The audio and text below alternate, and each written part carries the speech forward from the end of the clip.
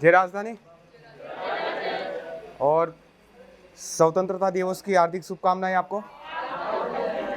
अच्छा, ये स्वतंत्रता जो मिली थी, क्यों मिली थी, किससे लड़े थे हम? ये गलत जवाब मत दिया करो, इतिहास के विद्यार्थी हो तुम। 1857 की जब क्रांति मैंने आपको पढ़ाई थी तो उस समय क्या बताया था? क्रांति किसके खिलाफ थी? किसके खिलाफ थी? 1857 की क्रांति किसके खिलाफ थी? अंग्रेजों के खिलाफ। तो अत्याचारों के खिलाफ है ना? अरे अत्याचारों के खिलाफ ही थी ना? तो फिर गलत जवाब क्यों देते हो अंग्रेजों के खिलाफ? अंग्रेजों ने क्या बिगाड़ दिया? आज तो नहीं करते हो तुम। अरे अंग्रेजों के खिलाफ आज तो नहीं करते हो, अंग्रेज आते हैं ना आज भी, नहीं तो पैर नहीं रखने दो। अगर अंग्रेजों के खिलाफ होती तो शायद हम क्या नहीं रखने देते उनको, पैर भी नहीं रखने देते भारत में, कि क्यों आ गए। तो सही जवाब दिया करो। जो क्रांति हुई थी या भारत को जो आज़ादी मिली थी वो किससे मिली थी? शोषण से, अत्याचार से। आज भी अगर तुम्हारा शोषण हो रहा है तो तुम आज़ाद नहीं हो। आज भी तुम्हारे ऊपर अत्याचार हो रहा है तो आप लोग आज़ाद नहीं हो, है ना? तो शोषण अत्याचार होता है आप लोगों के ऊपर, अत्याचार हो ही रहा है सर, जबरदस्ती आप पढ़ा रहे हो, ठीक है, अत्याचार ही है, ये अत्याचार ही है ना।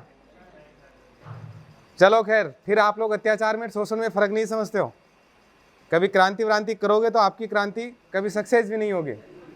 क्रांति अभी वो सक्सेस होती है जो सही नियत से होती है, ठीक है। चलिए खैर, हम लोग जो पढ़ रहे थे राजस्थान की जलवायु पढ़ रहे थे। राजस्थान की जलवायु मैंने आपको पहले भी कहा है, आपके सिलेबस में मेन 3 टॉपिक है ज्योग्राफी के। एक राजस्थान की अवस्थिति, राजस्थान का विस्तार, दूसरा जो टॉपिक है आपके वो कौन सा है? आप दोनों बड़े स्माइल देते हैं एक दूसरे को। हाँ जी, इसका राज क्या है? हाँ नहीं, राज है तो बताइए, हमें बताओ। देखो ये इनके चेहरे देखो बेचारों के, बाकी लोगों के, अगर कोई राज वाली बात है तो बताओ। और अच्छा, आप कभी मेरे से पढ़े हो दोनों पहले?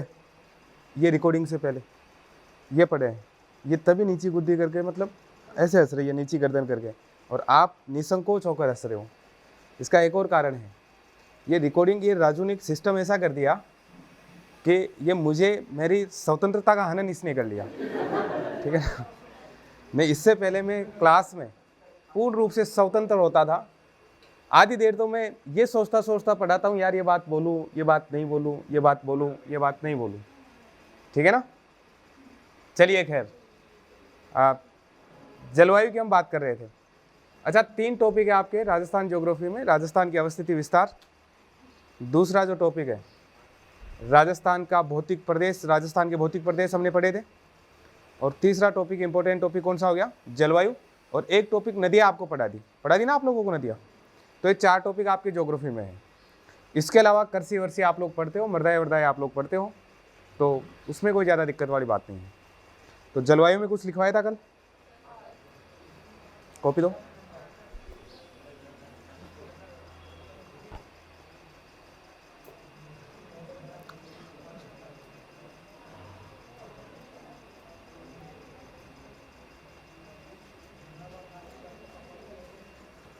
सबसे गर्म जिला कौन सा और सबसे ठंडा जिला, ठीक है ना। जहां पर सर्दियों में सबसे अधिक सर्दी होती है वो जिला कौन सा अपना? चूरू। जहां गर्मियों में सर्वाधिक गर्मी होती है वो जिला भी कौन सा है? चूरू है। दोनों ही क्षेत्रों में, ठीक है ना। या तो आप सर्वाधिक गर्मियों की बात करो, चूरू में है। सर्वाधिक ठंड जहां पड़ती है वो जिला भी कौन सा है अपना? चूरू है। अब जो है सर्वाधिक बरसात,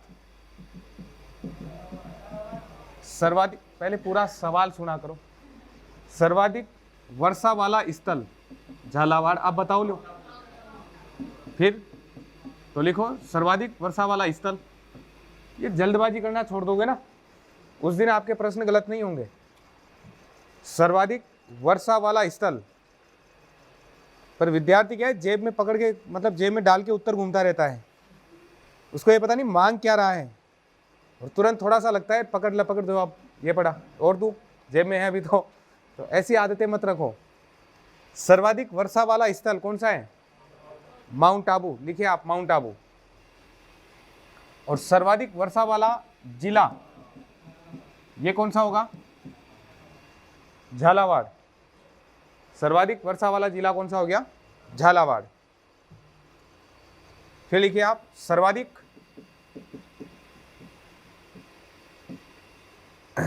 या सर्वाधिक क्या? सबसे कम,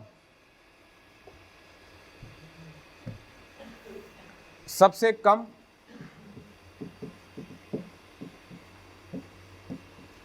वर्षा वाला स्थल ये कौन सा है? सबसे कम वर्षा वाला स्थल, हाँ जी फलोदी। अच्छा, जहां सबसे शुष्क जलवायु थी सबसे ज्यादा, कौन सी जगह थी? फलोदी के लिए मैंने कहा ही नहीं। शुष्क प्रदेश हमने पढ़े थे, और शुष्क प्रदेशों में भी अगर हम लोग बात करते हैं जहां सर्वाधिक कम बरसात होती है, जैसलमेर के सम क्षेत्र के आसपास का जो क्षेत्र है वो आता है इसमें, है ना। तो वो कौन सा हो जाएगा? समगांव, जो कहां पर है? जैसलमेर। तो लिखिए समगांव जैसलमेर। और सबसे कम वर्षा वाला क्या हो गया? सबसे कम वर्षा वाला जिला वो कौन सा है? जैसलमेर। सर्वाधिक कम वर्षा वाला जिला जो हो गया वो कौन सा हो गया? जैसलमेर हो गया। एक अगर हम लोग बात करें, अगर हम लोग तापांतर की बात करते हैं, एक चीज होती है तापांतर, यानी ताप में अंतर, उच्चतम और निम्नतम तापमान जो होता है इन दोनों के बीच का जो वेरिएशन होता है वो क्या कहलाएगा? तापांतर कहलाएगा। जैसे मैं आपको बताऊं, एक तापमान, मान लो किसी जगह का तापमान, उच्चतम तापमान गया 40 डिग्री और न्यूनतम तापमान रहा उसका 30 डिग्री। एक चीज तो ये है। और एक जगह है जिसका उच्चतम तापमान रहा 30 डिग्री और न्यूनतम तापमान रहा 5 डिग्री। तो इसमें तापांतर ज्यादा किस में आएगा? इसमें आएगा। कितने डिग्री का वेरिएशन आ गया इसमें? 25। इसमें कितनी डिग्री का वेरिएशन आ गया? 25। और इसमें कितने का है? 10 डिग्री का। ठीक है ना। ये जो वेरिएशन होता है, इसी वेरिएशन को क्या बोलते हैं हम लोग? तापांतर कहते हैं। तो वह जिला जिसमें सर्वाधिक तापांतर होता है, वह जिला जहां पर सर्वाधिक तापांतर होता है, ज्यादा होता है, वो जिला कौन सा है? कौन सा? वार्षिक की बात कर रहा हूं मैं। वार्षिक में कौन आएगा? चूरू। वार्षिक तापांतर की बात करते हैं तो वार्षिक तापांतर में कौन आएगा? चूरू आएगा। अभी अभी हमने लिखा भी है, सबसे गर्म जिला चूरू और सबसे ठंडा जिला चूरू। सर्वाधिक तापमान चूरू का और सबसे कम तापमान किसका? चूरू का। तो सबसे ज्यादा तापमान और सबसे कम तापमान दोनों किसके हैं? चूरू के हैं। तो सर्वाधिक ये जो वेरिएशन आएगा, ये टेम्परेचर में जो वेरिएशन होगा वो किसमें होगा? चूरू में ज्यादा होगा। तो वार्षिक तापांतर की दृष्टि से हमारा कौन सा हो जाता है? चूरू। और यदि हम लोग दैनिक तापांतर की बात करें, दैनिक एक दिन में, जैसे मान लो दिन में तापमान चला गया 50 डिग्री सेंटीग्रेड और रात में तापमान आ गया 15 डिग्री सेंटीग्रेड, तो एक दिन में जिस जिले में सर्वाधिक यानी दैनिक तापांतर जिसमें होता है वो जिला कौन सा हो जाएगा? जैसलमेर। वो जिला कौन सा होगा? जैसलमेर। क्योंकि मिट्टी जल्दी से गर्म होगी तो तापमान दिन में क्या हो जाएगा? खूब ज़्यादा हो जाएगा। और शाम के समय जो मिट्टी है वो क्या हो जाएगी? ठंडी हो जाएगी। और रात के समय वहाँ पर जो तापमान होता है वो 15, 16, 20 डिग्री तक चला जाता है। ठीक, कई बार रात को भी यहाँ गर्मियों में क्या मतलब रजाई का सहारा लेना पड़ता है। तो इसलिए सर्वाधिक तापांतर दैनिक की बात करते हैं तो वो तो कौन सा हो गया? जैसलमेर। और सर्वाधिक तापांतर वार्षिक की बात करते हैं तो वो कौन सा हो गया? तो लिखिए आप सर्वाधिक वार्षिक तापांतर, सर्वाधिक वार्षिक तापांतर वाला जिला सर्वाधिक वार्षिक तापांतर वाला जिला कौन सा है भाई? चूरू। लिख लिया? वो कौन सा हो गया? चूरू हो गया। और सर्वाधिक दैनिक तापांतर वाला जिला कौन सा हो गया? देखिए, सर्वाधिक दैनिक तापांतर कौन सा हो गया? वो जैसलमेर। समझ गए ना इसको, दोनों को? जैसलमेर में क्या होगा, जैसे गर्मियों में 50 डिग्री सेंटीग्रेड तक तापमान चला जाएगा दिन में, और रात में ये तापमान गिर के कितना हो जाएगा? 15 से 20 डिग्री सेंटीग्रेड हो जाएगा। दिन में जहां गर्मी के मारे आदमी नहीं रह पा रहा था, शाम के समय, रात के समय तापमान क्या हो जाएगा? खूब कम हो जाएगा। लगभग एक दिन में 25-30 डिग्री का वेरिएशन जो देखने को मिलता है, वो कहाँ मिलता है? जैसलमेर में मिलता है, एक दिन में ही। कई बार ऐसा होता है कि 20-25 डिग्री सेंटीग्रेड तक तापमान ऊपर नीचे होता है। तो ये किस में होता है? अपने कौन से जिले में? जैसलमेर में। अगर हम लोग जगह की भी बात करते हैं तो जगह में कौन सी जगह आ जाएगी? सम। ठीक, चलिए खैर। अब एक और चीज आती है जहां वर्षा की सबसे अधिक विषमता हो, है ना? सर्वाधिक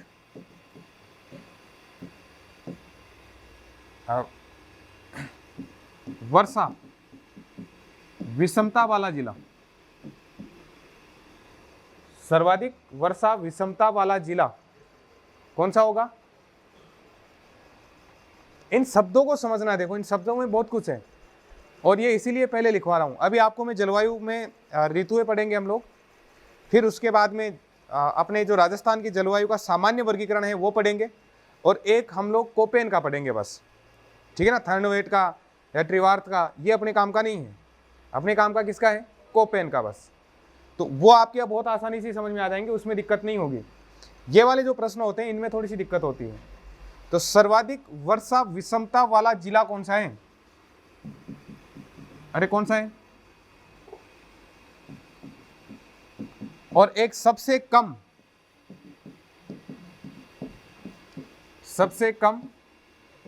वार्षिक वर्षा विषमता जो है वो किस जिले में होगी? इस लाइन को समझ रहे हो क्या मैंने क्या लिखी है ऊपर वाली?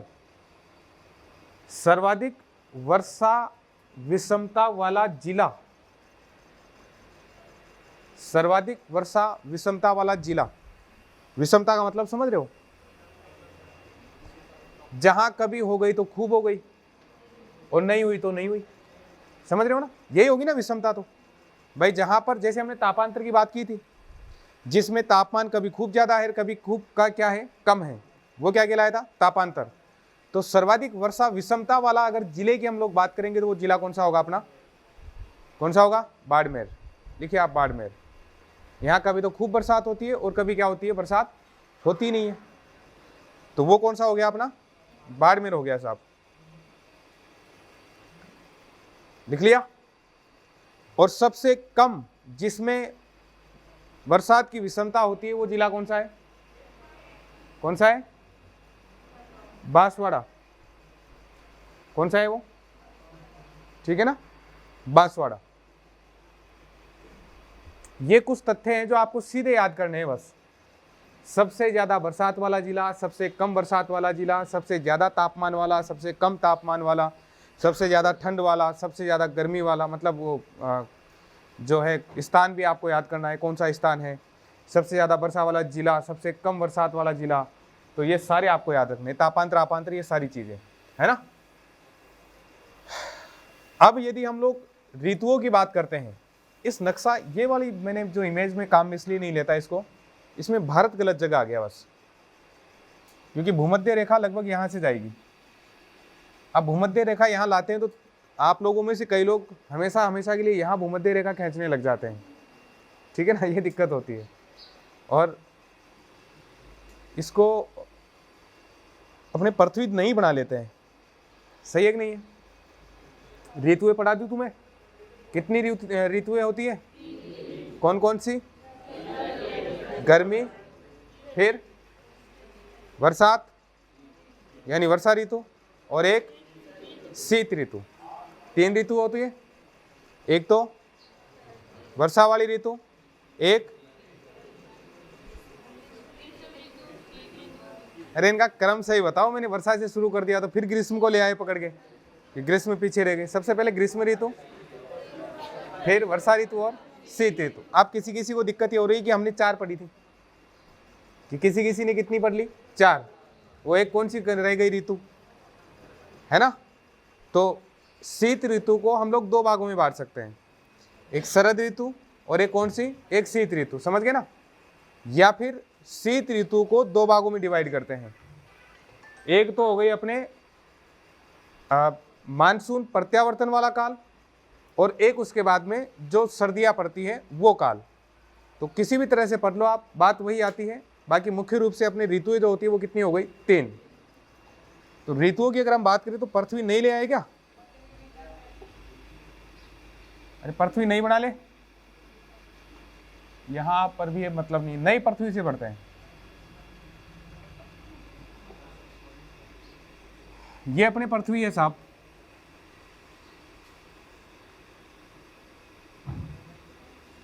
थोड़ी ज्यादा गड़बड़ नहीं हो गया क्या।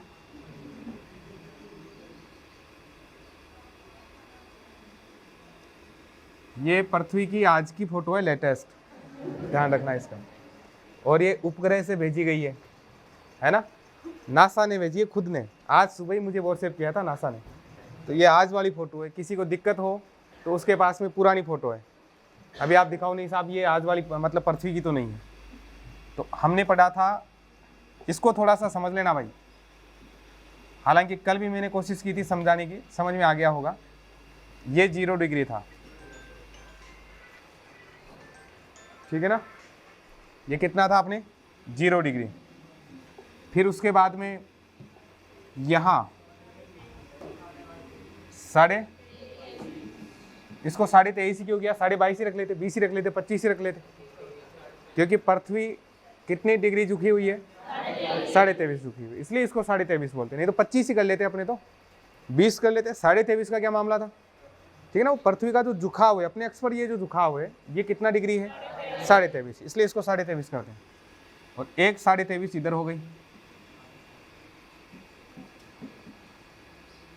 ठीक है ना। और फिर कौन सी रहेगी अपने 66.5, कौन सा कलर लूँ, ये वाला। तो एक यहां पर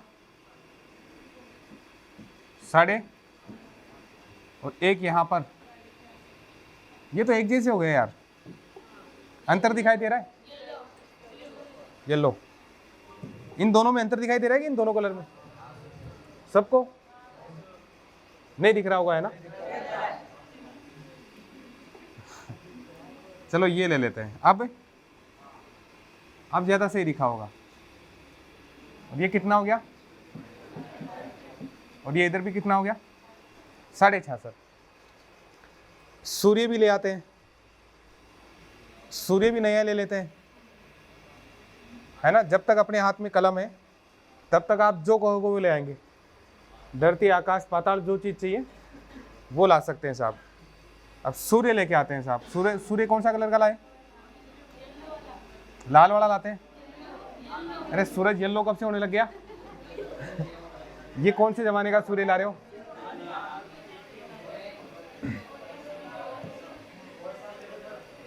एक सूर्य ये हो गया साहब,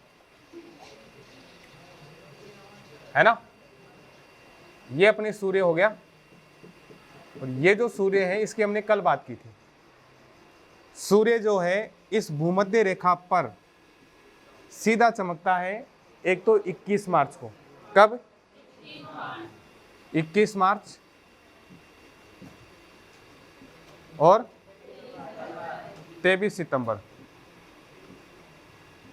ठीक है ना, 2 दिन, 21 मार्च और 23 सितंबर। सबसे पहले हम 21 मार्च की बात करेंगे। सबसे पहले किसकी बात करेंगे, 21 मार्च के बाद में सूर्य नीचे जाता है, ठीक। डेट कौन सी, सॉरी ऊपर आएगा, सूर्य ऊपर आएगा।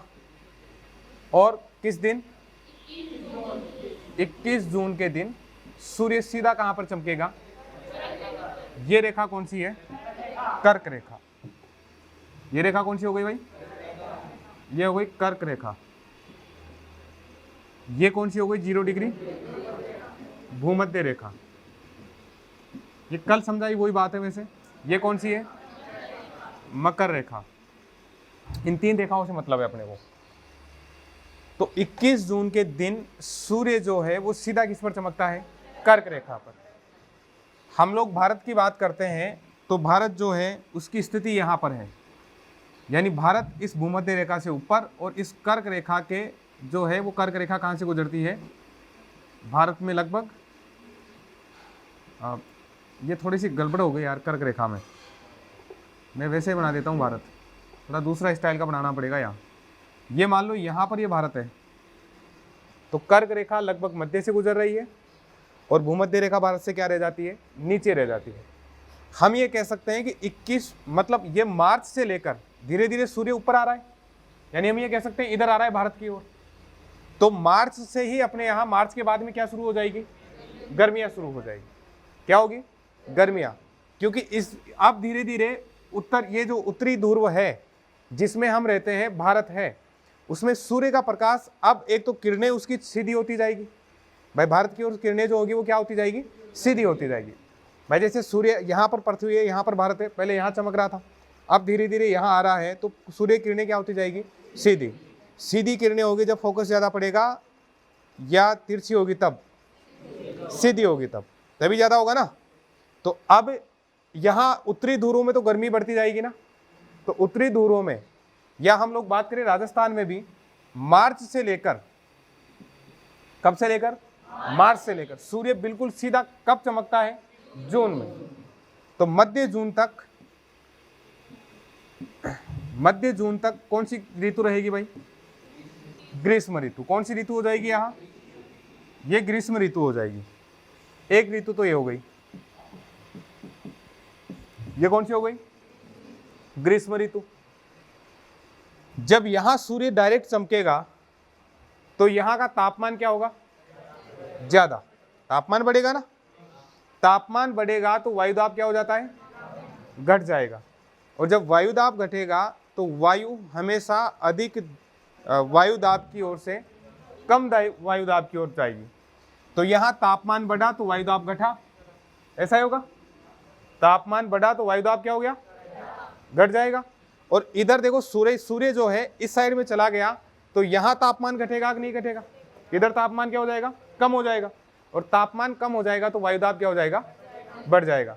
और वायु हमेशा ज़्यादा वायु से कम वायु की ओर, किसी भी चीज़ को देख लो आप, पानी देख लो, वायु देख लो, तो अब हवाएं जो है, ये इधर वाली जो हवाएं जो है ये इस तरह से चलती हैं। जो पछुआ पवने हैं, व्यापारिक पवने जो है, इस भूमध्य रेखा के बाद में अपनी दिशा बदलते हुए दाहिने हाथ की ओर मुड़ जाएगी और ये इस तरह से चलने लग जाएगी। यानी अब हमारे यहाँ इधर जब क्या चलेगी? पवने चलेंगे, और पवने चलेगी तो बाद में ये महासागरीय पवने होंगे तो वो क्या लेकर आएगी? साथ में बरसात लेकर आएगी, और इससे हमारे यहाँ क्या होती है? वर्षा होती है। तो कुल मिला के इसके बाद में जो अपनी ऋतु आएगी वो कौन सी आएगी?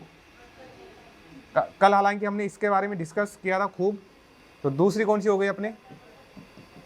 वर्षा ऋतु। एक तो ग्रीष्म ऋतु हो गई जो मार्च से मध्य जून तक, और वर्षा ऋतु मध्य जून से कब तक? सितंबर तक। कब तक हो गई है? सितंबर तक। अब फिर क्या स्थिति होगी? 21 जून के बाद में धीरे धीरे सूर्य वापस इधर आएगा, और हमने यहाँ कितनी तारीख लिखी है? 23 सितंबर। तो 23 सितंबर को सूर्य जो है वो वापस कहाँ आ जाएगा? भूमध्य रेखा पर। अब तापमान यहाँ का ज़्यादा होगा और इधर का तापमान क्या होता जाएगा? कम होता जाएगा।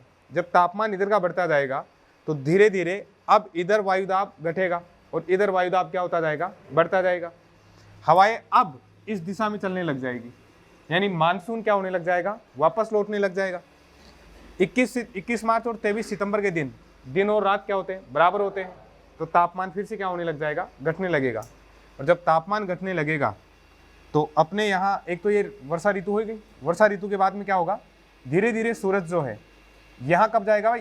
इस रेखा पर 22 दिसंबर के दिन। 22 दिसंबर के दिन सूर्य कहाँ चमकेगा? इस रेखा पर। इधर बहुत ज़्यादा क्या हो जाएगी? किरणें तिरछी हो जाएगी। सूर्य का प्रकाश कम समय तक, यानी दिन छोटे हो जाएंगे, और रात क्या हो जाएगी? बड़ी हो जाएगी। और तापमान यहाँ का क्या हो जाएगा? कम हो जाएगा। कुल मिला के अपने यहाँ पर कौन सी ऋतु आ जाएगी? शीत ऋतु आ जाएगी। ठीक है ना, कौन सी ऋतु हो जाएगी? शीत ऋतु। तो इस तरह से अपने यहाँ कितने प्रकार की ऋतुएं हो गई? 3। एक ग्रीष्म ऋतु, दूसरी वर्षा ऋतु, और तीसरी कौन सी हो गई? शीत ऋतु। और ये शीत ऋतु जो है वो कितने दिन तक हो गई? सितंबर से लेकर फरवरी तक। ठीक है ना, कब से कब तक? सितंबर से फरवरी तक। अब कई लोगों को दिक्कत हो रही है, सितंबर में तो गर्मी लगेगी साहब, अगस्त में जब गर्मी लग रही है तो सितंबर में भी क्या लगेगी? गर्मी लगेगी। तो भारतीय मौसम विभाग जो है, जिसका कार्यालय है पूना में, ठीक है ना, कहाँ पर है उसका? पूना में है ना, आप लोग तो एग्रीकल्चर के हो, अभी भी पूना में है। तो भारतीय मौसम विभाग पूना के अनुसार इस ऋतु को फिर कितने भागों में बांटते हैं? 2 भागों में बांटा गया है। एक को कहा गया है मानसून प्रत्यावर्तन की ऋतु या का समय बोल सकते हो आप, और मानसून प्रत्यावर्तन का समय कब से शुरू हुआ? सितंबर से। अरे ये ऋतु अक्टूबर कैसे आएगी? सितंबर, इसके 2 भाग करोगे ना आप लोग, तो सितंबर से लेकर मध्य दिसंबर। ठीक है ना, ये तुम्हारे हिसाब से मत चलना। कई लोगों को ये भी चिंता हो रही होगी कि शीत ऋतु कहाँ सितंबर में आ रही, जबरदस्ती झूठ बोल रहे हैं। जो किताबों में लिखा हुआ है ना वो पढ़ना है अपने को, कहीं अपना दिमाग ज़्यादा दौड़ाने लग जाओ। हट, हम नहीं मानेंगे साहब, हमारी गर्मी होती है इस समय, शीत ऋतु की बात ही नहीं कर सकते हम। तो जो किताबों में लिखा हुआ है वो पढ़ लो, पास होना है तो, और अपने हिसाब से जीना है तो फिर किसी भी हिसाब से करके आ जाना। तो दूसरी चीज़, मानसून प्रत्यावर्तन के बाद में फिर कौन सा होगा आपने? शीत ऋतु जो रहेगी या सर्दी का जो समय रहेगा वो रहेगा, शीत या सर्दी वाला जो समय होगा। और ये कब से शुरू होगा आपने? आप तो मान सकते हो ना, अरे मध्य दिसंबर के आसपास तो सर्दी होती है, तो कब से? मध्य दिसंबर से कहाँ तक आएगा? फरवरी तक। लगभग ये वाला समय ही अपने कौन सा होता है? शीत। इसको आप शरद ऋतु भी बोलते हैं। इसको क्या बोलते हैं? इस वाले काल को शरद ऋतु। लगभग 3 महीने का टाइम होता है इसका, उसको शरद ऋतु में काउंट कर लेते हैं। ठीक, तो ये अपने कितनी ऋतु हो गई साहब? 3। तो ऋतुएं लिखो, ऋतुएं।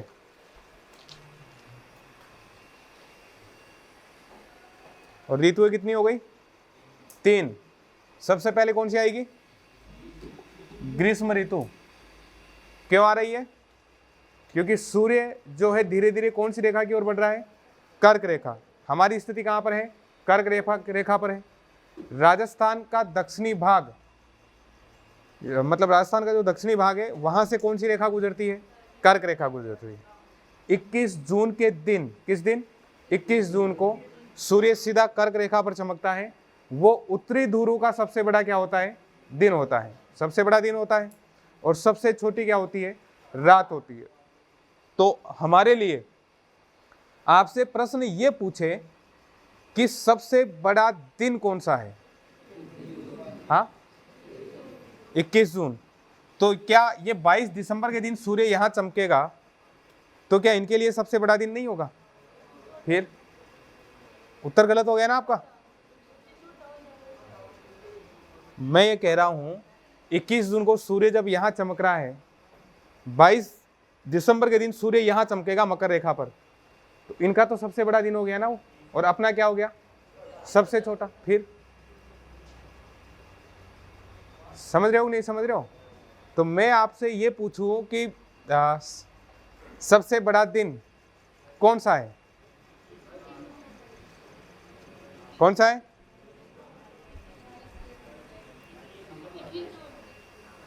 क्यों? दोनों हो जाएंगे। एक उत्तर देना है आपको। ऐसे अगर ऐसे ऑप्शन होता ना दोनों वाला, तो मैं तो जो भी पेपर देता हूं उसमें चारों ही सही लगते हैं। मैं तो लिख के आ जाता बकायदा, चारों ही सही हो सकते हैं, इन चारों में से कोई एक सही हो सकता है, ऐसे नहीं चलेगा। एक बताओ, या तो 21 जून या,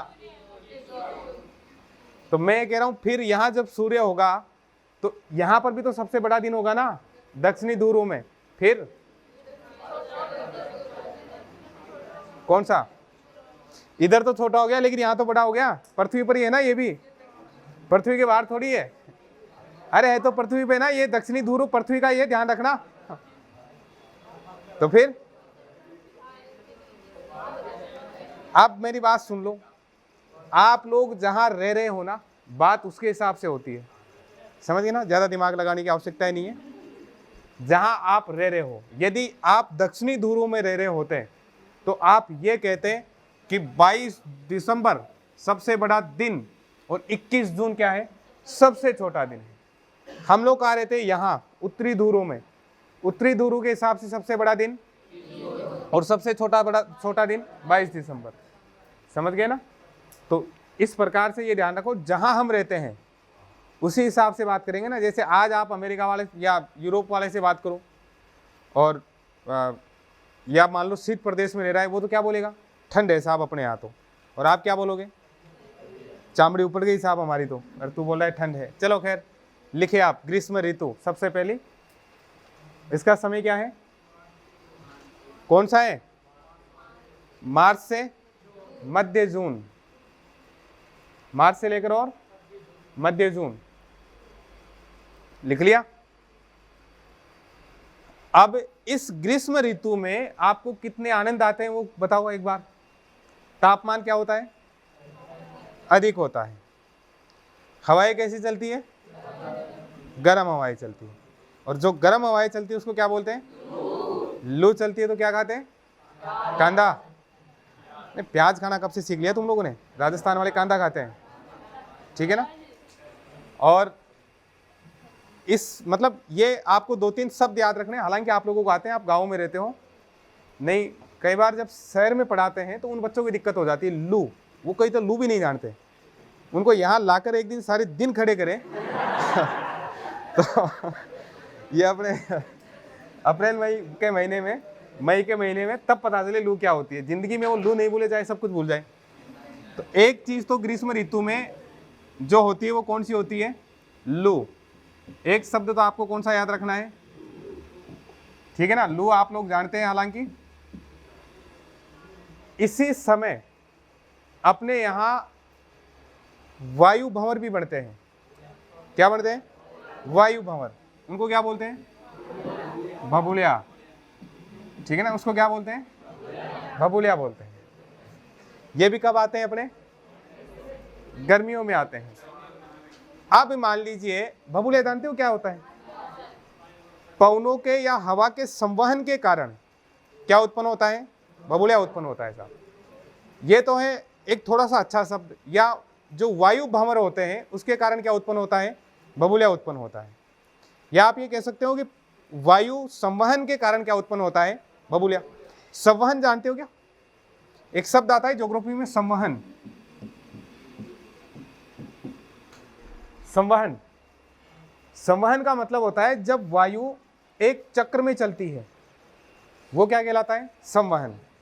चक्र में कैसे चलेगी, जैसे हम बात करें अभी वर्तमान में या गर्मियों में पृथ्वी का तापमान क्या होता है, ज़्यादा होता है, तो यहाँ पर तापमान अधिक होगा तो वायुदाब क्या होगा, कम होगा, कम ही होगा ना।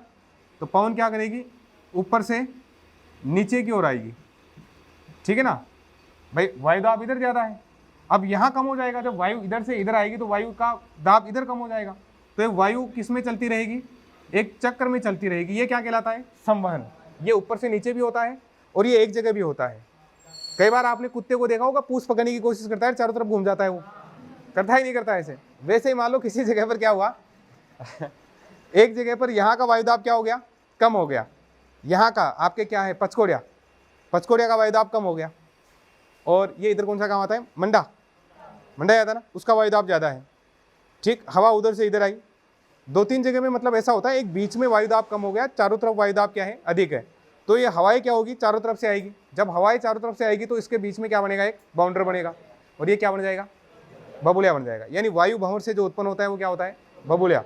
या संवहन के कारण क्या बन जाता है, भभूलिया बन जाता है। ये भभूलिया यहाँ तक दिक्कत नहीं करता, ये कहाँ दिक्कत करता है। अब ये भभूलिया घूम रहा था आराम से मस्ती में अपनी में, चारों तरफ चक्कर काट रहा था, ऐसे शक्तिमान बना हुआ था। आता था ना पहले, शक्तिमान भी भभूलिया ही बनता था, ध्यान रखना। तो ये जब तक शक्तिमान है अपनी जगह पर है तब तक दिक्कत नहीं है। अब मान लो इधर से जैसे पश्चिम से हवाई आ गई, पश्चिम से हवा जाएगी तो भभूलिया को साथ में लेकर चलेगी ये। अब ये एक तो हवा चल रही है, एक भभूलिया है, ऊपर आकाश में क्या हो जाएगी, धूल छा जाएगी साहब। क्या होगा, धूल छाएगी, और जिसके कारण कौन सी आंधियाँ शुरू हो जाएगी, धूल भरी आंधियाँ शुरू हो जाएगी। क्या शुरू हो जाएगी, धूल भरी आंधियाँ। जब धूल भरी आंधियाँ होती है तो तापमान गिरता है या बढ़ता है, तापमान गिरेगा या बढ़ेगा, गिरेगा। क्यों, क्योंकि ऊपर क्या होती है, धूल होती है, और नीचे क्या रहता है, मतलब छाया आ जाती है, तो तापमान क्या होता है इसमें, कम होता है। ये धूल भरी आंधियाँ कभी कभी चलती है अपने जयपुर में, इधर तो एक दो बार चलती है, ज़्यादा नहीं चलती।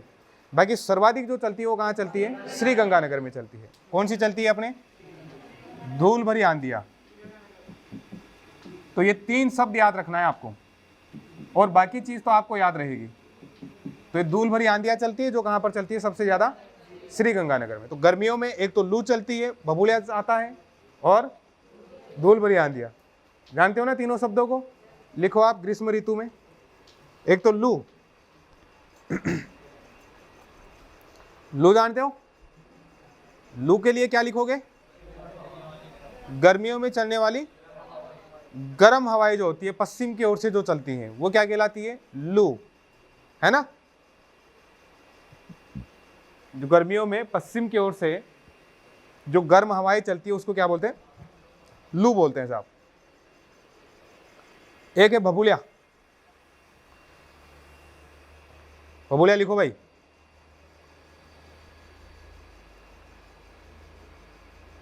इसकी परिभाषा क्या लिखोगे,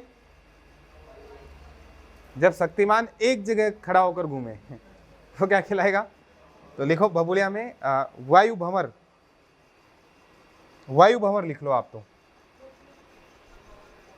ठीक है ना, वायु भंवर लिख लिया। और फिर लिखो आप धूल भरी आंधियां। जब आंधी में साथ में धूल हो, मिट्टी हो, वो क्या कहलाएगी, धूल भरी आंधियां, है ना। आप बस इतना सा लिखो, सर्वाधिक धूल भरी आंधियां लिखो, सर्वाधिक धूल भरी आंधियां डैश करके लिखो। 1 नंबर पर, 1 नंबर पर कौन है भाई, ये गंगानगर वाले है कोई यहां,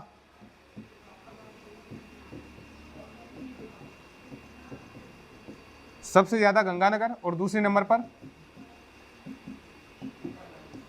बीकानेर। तो सर्वाधिक गंगानगर, और फिर उसके बाद में बीकानेर का नंबर आता है साहब। है क्या गंगानगर का, गंगानगर की बात करते हैं तो लगभग 27 दिन का एवरेज होता है इनका, धूल भरी आंधियां जो चलती है, ठीक है ना। ये कौन सी ऋतु हो गई अपने, ग्रीष्म ऋतु। बाकी के अनुभव आप लोग जानते हो, क्या क्या मजे आते हैं गर्मी में, वो सारे पता है ना आप लोगों को। चलिए खैर, नेक्स्ट लिखो आप वर्षा ऋतु, वर्षा ऋतु। इसका समय क्या है, हाँ जी, मध्य जून से सितंबर।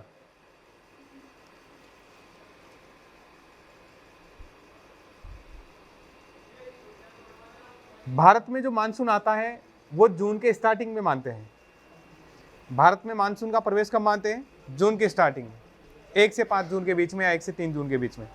ये कोई ज़रूरी नहीं है मानसून को, ये नहीं है भाई अब टाइम हो गया अब वहाँ चलते हैं। आपको ये तारीखें याद करने की आवश्यकता नहीं है।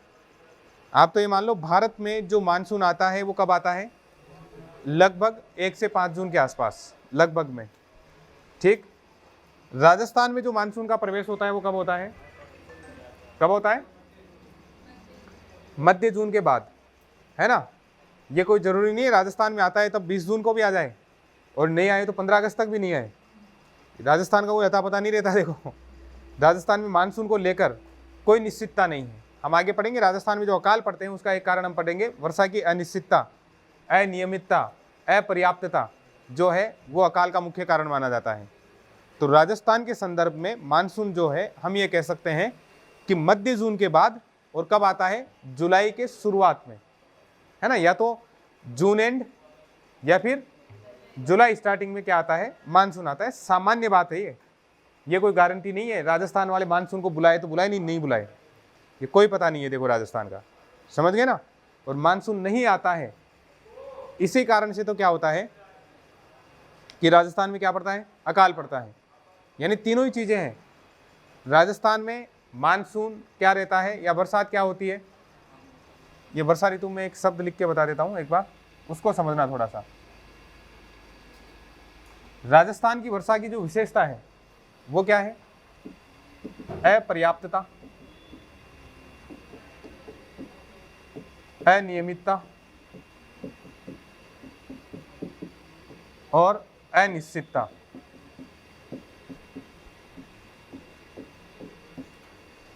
है ना।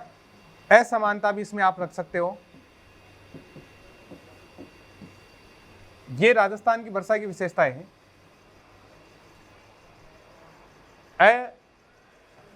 अपर्याप्तता, जितनी वर्षा की आवश्यकता होती है उतनी बरसात किस में नहीं होती, राजस्थान में नहीं होती। क्या है वो, अपर्याप्त होती है। अनियमितता, कभी हो गई कभी नहीं हुई, ठीक है ना, वो क्या है, अनियमितता। या कभी जल्दी आ गई तो कभी क्या हो गई, लेट हो गई, यानी निश्चित भी नहीं होगी, कभी तो हो गई जून में ही।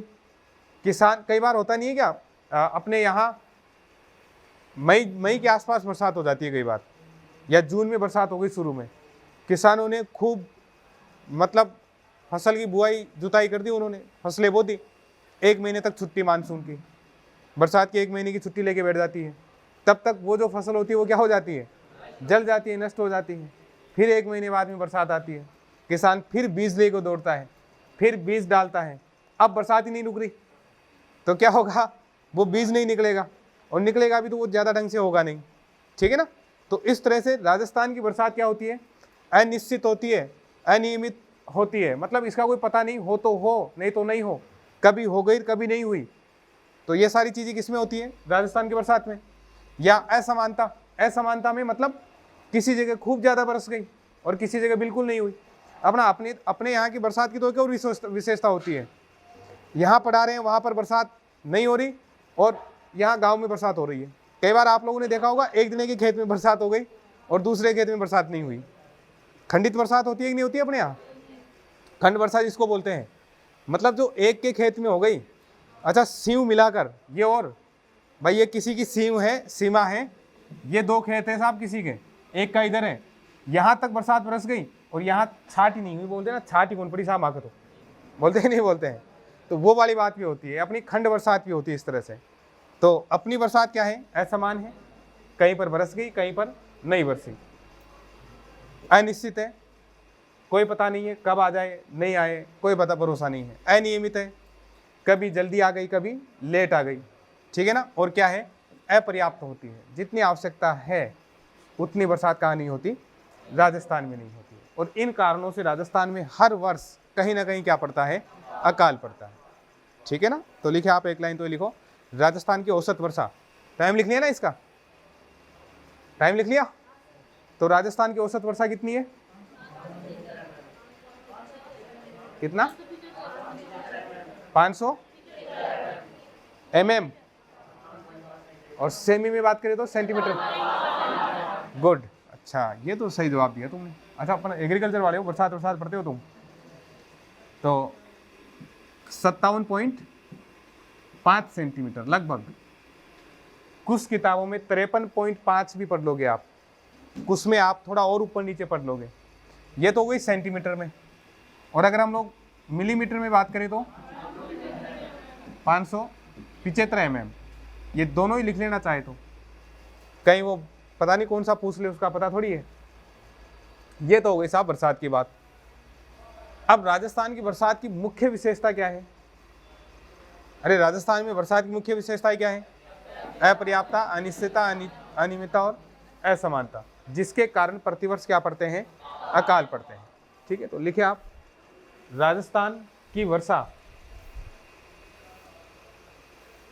की मुख्य विशेषताएं, मुख्य लिखवा रहे हैं हम, जो बहुत मोस्ट है। ऐसे तो खूब सारी विशेषताएं होती है, जैसे मैंने अभी आपको बताया कि खंड बरसात भी अपने यहाँ होती है, एक खंड में बरस गई दूसरे में नहीं बरसी। तो लिखिए आप, अपर्याप्तता, अनियमितता, अनिश्चितता और असमानता। ठीक है ना, जिसके कारण प्रतिवर्ष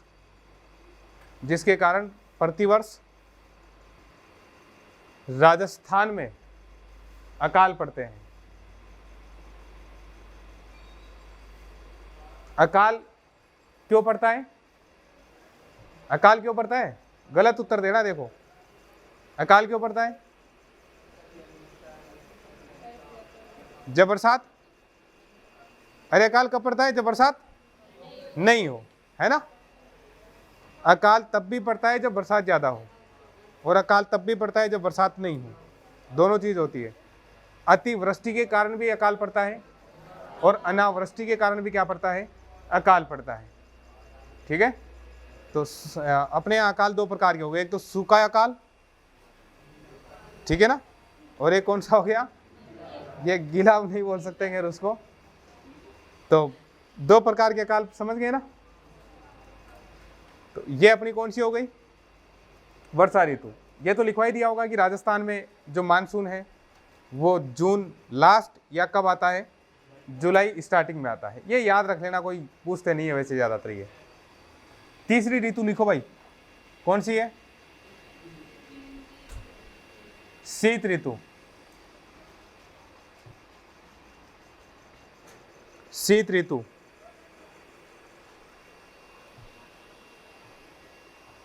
और इसका समय क्या है?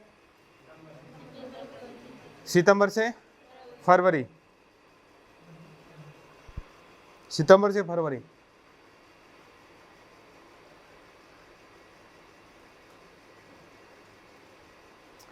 और भारतीय जो मौसम विभाग है पूना, उसने इसको कितने भागों में बांट दिया? ठीक है ना, तो लिखो मौसम विभाग पूना, भारतीय मौसम विभाग पूना, मौसम विभाग पूना के द्वारा इस ऋतु को दो भागों में विभाजित किया गया है। इस ऋतु को दो भागों में विभाजित किया गया है। इसके बाद में कौन सी क्लास होगी?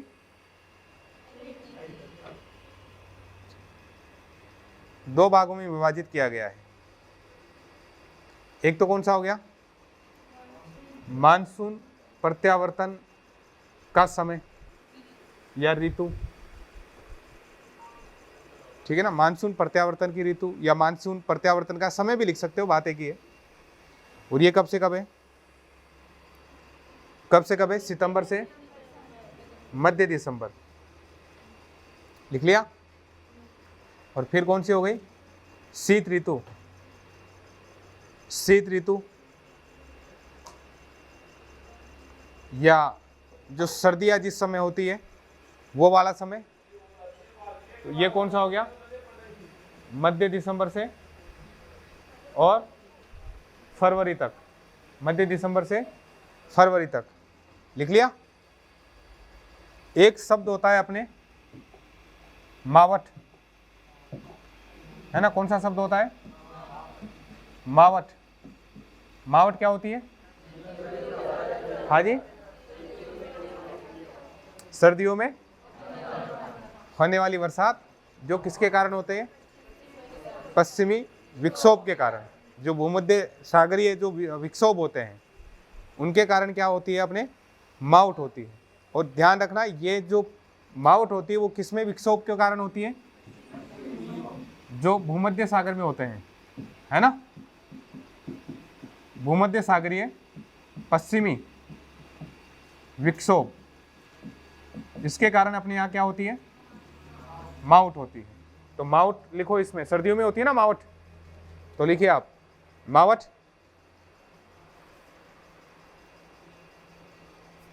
भूमध्य सागरीय पश्चिमी विक्षोभ। भूमध्य सागरीय पश्चिमी विक्षोभ, भूमध्य सागरीय पश्चिमी विक्षोभों के कारण,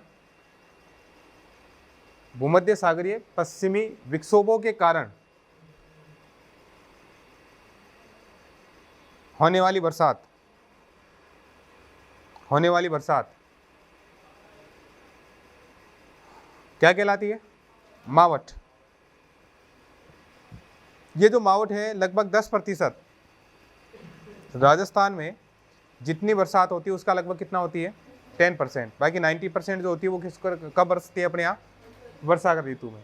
अच्छा, मानसून की एक बात और करना चाहूंगा मैं, यहां तक लिख लिया। तो ये अपनी ऋतु हो गई। अब एक बार वापस बरसात की बात करते हैं कि ये जो बरसात है, हालांकि पहले भी अपनी चर्चा हुई थी, थोड़ा भारत बड़ा बना लेते हैं।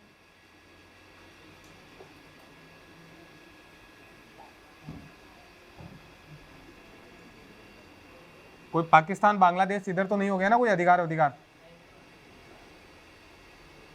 तो ये अपनी भारत हो गया।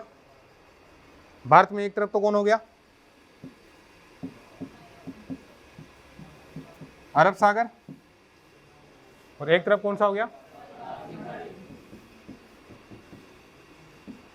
बंगाल की खाड़ी।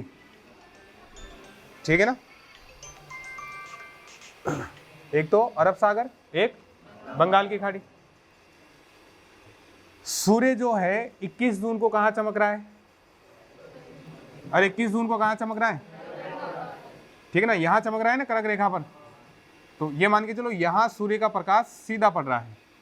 ये क्या हो गई अपने? कर्क रेखा। थोड़ी सी गलत चली गई है। तो ये कौन सी रेखा हो गई? कर्क रेखा। और यहां पर सूर्य कब चमक रहा है? 21 जून। जहां सूरज चमकेगा वहां तापमान कम या ज्यादा? ज्यादा होगा। वायुदाब कम या ज्यादा? कम। हमेशा ध्यान रखना कि ताप और दाब ये एक दूसरे के क्या होते हैं? व्युत्क्रमानुपाती होते हैं, है ना? ताप बढ़ाओगे तो वायुदाब क्या हो जाएगा? और वायुदाब अगर ज्यादा होगा तो ताप क्या हो जाएगा? कम। ऐसा ही होता है ना? ये बढ़ाते हो तो ये घटता है, और अगर ये घटता है तो ये क्या होता है? बढ़ता है। ये उल्टा सिस्टम होता है इन दोनों में। अब यहां ताप बढ़ेगा तो वायुदाब क्या हो गया? कम। तो अब ये जो अपने मानसूनी पवने होंगे या ये जो पवने चलेगी वो कहां से कहां चलेगी? इधर वायुदाब कम है, इधर वायुदाब क्या हो गया? ज्यादा हो गया।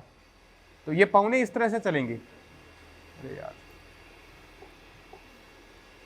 पवने इस तरह से चलेगी है ना? ये अरब सागर से आएगी। ये दिशा कौन सी है? ये दिशा कौन सी है? इसको हम कौन सी पवने बोल देंगे? दक्षिणी पश्चिमी मानसूनी पवने, इसलिए हम क्या बोलेंगे इसको? दक्षिणी पश्चिमी मानसून। ये कहां से आ रहा है? अरब सागर से, इसलिए हम इसको क्या बोलते हैं? अरब सागर की शाखा। ये बंगाल की खाड़ी है। पवने तो इधर भी तो चलेंगी ना? चलेंगी कि नहीं चलेंगी? या इधर बोल देंगे बंगाल की खाड़ी वाले बोले नहीं चलेंगे, इधर चल रही है, हम नहीं चलेंगे साहब। अब ऐसा थोड़ी होगा। अब ये बंगाल की खाड़ी में चल रही है तो क्या कहलाएगी? बंगाल की खाड़ी की शाखा। अपने जो है हिमालय की स्थिति कुछ इस तरह से है। यहां से ये पूरा का पूरा क्षेत्र जो है हिमालय कौन से रंग का होगा? इस रंग का ले लेते हैं। ये यहां पर पूरा का पूरा क्या है भाई?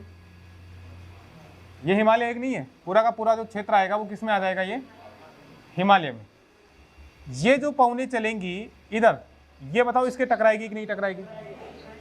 टकराकर ये पवने जो है वो इधर घूमने लगेगी और ऐसे आएगी फिर इधर से, है ना, इस तरह से। तो ये पवने इधर आएगी। हमने अरावली की बात की थी। देखो अरावली की स्थिति इस तरह से थी। यहाँ ये वाली स्थिति जो थी यहाँ पर, ये वाली स्थिति किसकी थी? अरावली की थी। मान लो ये हमारे यहाँ पर अरावली है, ये ठीक है ना। ये जो स्थिति आ गई वो किसकी आ गई? अपने अरावली की। तो जब ये अरब सागर की शाखा जब आएगी तो अरावली इनके क्या होगी? समानांतर होगी। इसके क्या होगी? समानांतर। ये हवाएं इस तरह से निकल जाएगी साहब, इस तरह से, और इनको कोई रोकेगा ही नहीं, रोकने टोकने वाला ही नहीं है। तो राजस्थान में इस अरब सागर की शाखा से वर्षा क्या होती है? कम होती है। अब ये वाली जो पौने हैं जो इधर से टकरा कर आ रही है वो किससे टकराएगी, अरावली से टकराएगी, और इस साइड में तो बरसात कर देगी, लेकिन उस साइड में क्या नहीं करेगी, है बरसात नहीं करेगी। ये वाले बेचारे फिर टींगते हुए रह गए, है कि नहीं, रह गए कि नहीं रह गए, टिंगाते हो नहीं टिंगाते हो तुम लोग, टिंगाना नहीं जानते हो ना। तो ये पहले टिंग गए बेचारे, दोबारा फिर टिंगते हुए रह गए। इधर वाले के पास में क्या आ गया, पानी आ गया, बरसात आ गई। हालांकि जब ये वाला जो अरब सागर होता है वो भी इधर तो बरसात करवाता है, लेकिन इधर क्या होता है, हमने पढ़ा था यहाँ मरुस्थल है, सूखा है, यहाँ शुष्क क्षेत्र है, जो हवाएं आ रही है वो भी क्या हो जाएगी, बिल्कुल सूखी हो जाएगी, संघनित नहीं हो पाएगी, और वो क्या नहीं करा पाएगी, बरसात नहीं करा पाएगी। संतृप्त जो वायु होती है वो क्या करा पाती है, बरसात करा पाती है। तो इधर वाले पहले रह गए, अब की बार फिर रह गए, और इधर बरसात होती है, इधर वाला क्षेत्र क्या रह जाता है, अपने वृष्टि छाया प्रदेश रह जाता है। ठीक, तो ये कुछ बरसात की बात है। तो इसलिए आप ये ध्यान रखना, पूरे भारत में जो बरसात करवाती है कौन सी शाखा करवाती है, हाँ जी, भारत में जो अधिक वर्षा करवाती है कौन सी शाखा करवाती है, और राजस्थान में बंगाल की खाड़ी। समझ गए ना इसको, भारत में तो जो अधिक वर्षा करवाती है वो कौन सी शाखा, और राजस्थान में बंगाल की खाड़ी की शाखा। ठीक, तो एक लाइन आप ये और लिख लेना, या तो बरसात में लिख लेना, बरसात वाली में राजस्थान की अधिकांश वर्षा, या राजस्थान में अधिक वर्षा, बंगाल की खाड़ी, राजस्थान में अधिक वर्षा, बंगाल की खाड़ी,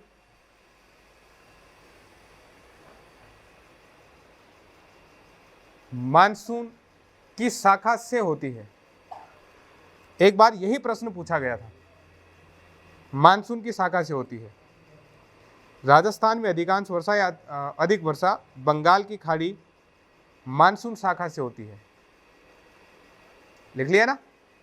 एक बार यही प्रश्न पूछा था कि राजस्थान में अधिक वर्षा होती है बंगाल की खाड़ी की शाखा से या अरब सागर की शाखा से, तो किससे होती है वो, बंगाल की खाड़ी से। और जिन बच्चों को ये पता था कि भारत में अधिकांश बरसात किससे होती है, उन्होंने सोचा राजस्थान भी तो किसमें है, भारत में ही है, बावला मतलब कैसा प्रश्न पूछ लिया, और वो कौन से करके आए, अरब सागर वाली। जबकि अरब सागर वाली से ज़्यादा नहीं होती है, राजस्थान में किससे होती है, और क्या होती है वो मैंने बता दी। ये पौने जो है इससे टकराकर, हिमालय से टकराकर इधर आती है, ये फिर किससे टकराती है, अरावली से। हालांकि अरावली जो है कौन से प्रकार की पर्वतमाला है, अवशिष्ट। अवशिष्ट का मतलब अब इसके अवशेष बचे हैं, मूल पर्वतमाला नहीं बची है, तो ये बरसात में इतना योगदान अब नहीं कर पाती है। ठीक है ना, इसीलिए तो लोग कहते हैं अरावली में जो उत्खनन हो रहा है इसका खिलाफ होते हैं लोग बाग, इसका विरोध कर रहे हैं। क्यों, क्योंकि एक तो अरावली पर्वतमाला जो है वो क्या हो गई, अवशिष्ट श्रेणी में है। अब यहाँ उत्खनन होंगे, ये अगर अरावली पर्वतमाला ही खत्म हो गई तो ये रेगिस्तान इधर आएगा, आएगा कि नहीं आएगा। हमने पढ़ा था रेगिस्तान में कि इस पश्चिमी रेगिस्तान को जो रोकने का काम कर रही है वो कौन कर रही है, अरावली कर रही है। एक ये जो लौटता हुआ मानसून है, या हम जिसे बंगाल की खाड़ी वाली शाखा बोलते हैं, इस मानसून से इधर वाले क्षेत्रों में क्या हो रही है, बरसात हो रही है, तो ये वर्षा होना क्या हो जाएगी, बंद हो जाएगी। समझ गए क्या ये चीज़, अरे समझ गए ना। इसलिए अरावली पर्वतमाला अगर खत्म हो गई तो ये मान के चलो कि ये पूरे के पूरे भारत में इधर ये रेगिस्तान, लगभग इस पूरे उत्तर भारत में क्या हो जाएगा, धीरे धीरे रेगिस्तान हो जाएगा। समझ गए। चलिए खैर, ये तो हो गई साहब ऋतु है। ऋतुओं में कोई दिक्कत है नहीं है। तो अब लिखो आप राजस्थान की जलवायु का वर्गीकरण। राजस्थान की जलवायु का वर्गीकरण, ठीक है। और राजस्थान की जलवायु के वर्गीकरण में दो चीजें आपको याद होनी चाहिए बस। दो प्रकार का वर्गीकरण हम पढ़ेंगे। एक वर्गीकरण होगा अपना बंगाल की खाड़ी की शाखा वाला, सॉरी, एक तो सामान्य वर्गीकरण होगा। अरे कितने एक लिखे थे यार, ये एक साथ नहीं मिटते क्या, एक साथ नहीं मिटेंगे ये, छोटा करूँ इसको, कहाँ गए वो, ये सही है। अब डिलीट करूंगा तो वो नक्शे भाग जाएंगे ना, समस्या तो ये आ रही थी ना अपने, डिलीट करते तो कौन जाते हैं, नक्शे जा रहे थे। अब राजस्थान के हम किसको पढ़ेंगे? जलवायु के, नहीं है ना? ये आपकी ज्योग्राफी पूरी हुई साहब। क्लियर?